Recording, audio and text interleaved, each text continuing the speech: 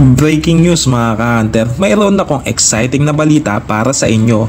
More than 3 decades matapos unang sumiklab ang Yu Yu Hakusho o mas kilala nating Ghost Fighter dito sa Pilipinas, ito ay magbabalik sa eksena ng kamanghamangang live action adaptation at ito ay magpapalabas eksklusibo sa Netflix sa ika-14 ng Disyembre. At hindi na nga ako makapaghintay sa mga napaka-exciting na detalye. Ngayon, ang nagpapakilig sa lahat ay ang kamanghamanghang global production strategy.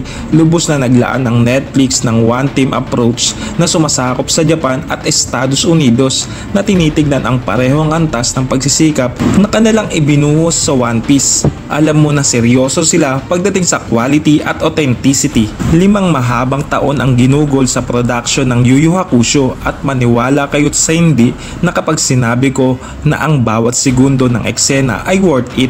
Pinaghandaan ng team na ito ng mitikuloso ang bawat emosyon ng bawat karakter sa adaptasyon.